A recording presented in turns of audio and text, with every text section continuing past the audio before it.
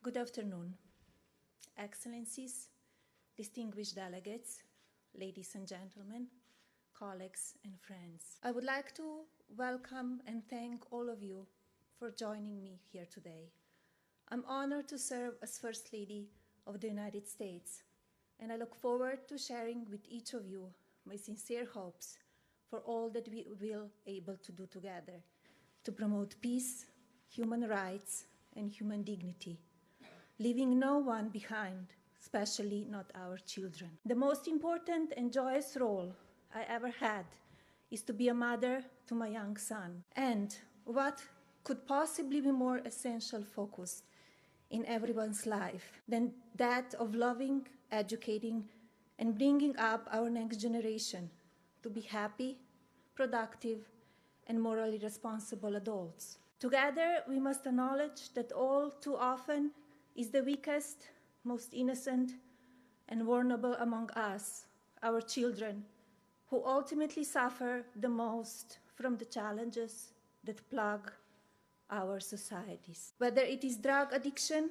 bullying, poverty, disease, trafficking, illiteracy, or hunger, it is the children who are hit first and hardest in any country. And as we all know, the future of every nation rests with the promise of their young people. If we look at the present state of children in any society, we will see the future that our world can expect tomorrow. Show me your civic lessons of today, and I will show you your civic leaders of tomorrow. Show me your history lessons of today, and I will show you your political leaders of tomorrow. Show me the loving bonds between your families today, and I will show you the patriotism and moral clarity of your nation tomorrow. Our choices on how we raise and educate our children will in fact provide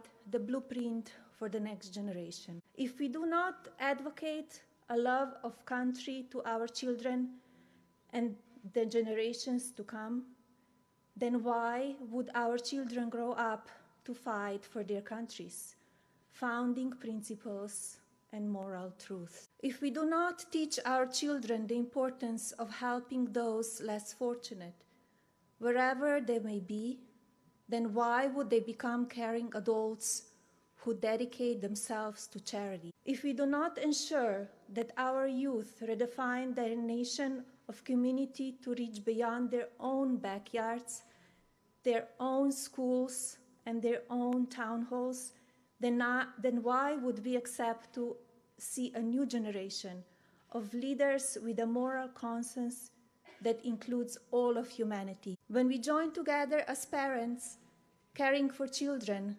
wherever they live in our own families across the street, across the nation, or across the globe, we claim our responsibility to the next generation to ensure they are prepared to accept the torch of leadership for the world of tomorrow. And make no mistake, this will always begin with us, coming together to embrace parenthood's noble calling.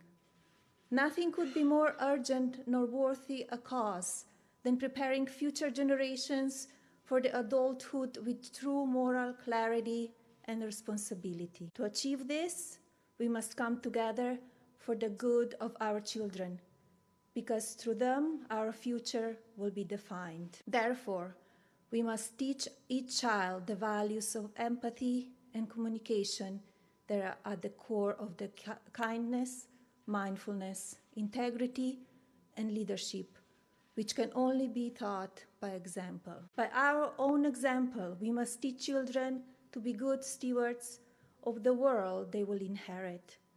We must remember that they are watching and listening, so we must never miss an opportunity to teach life's many ethical lessons along the way. As adults, we are not merely responsible, we are accountable.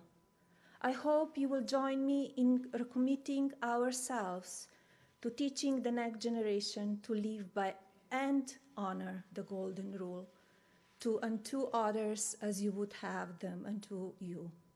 which is my paramount in today's society, and focus as First Lady. It remains our generation's moral imperative to take responsibility for what our children learn.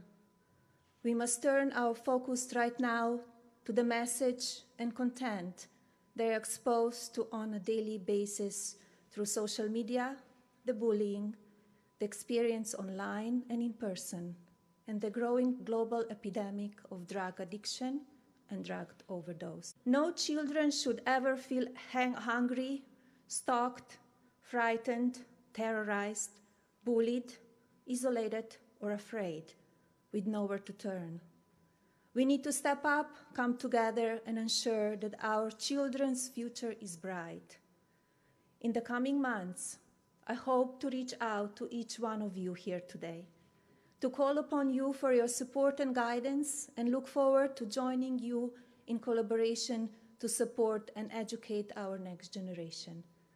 Asking leaders on social media whose target market for their products and platforms is children, as well community and educational leaders, to join me in this fight for the hopes and dreams of our children.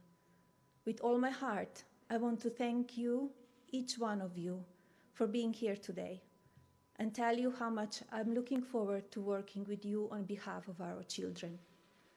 God bless our children, God bless our nations, and God bless the United States of America. Thank you.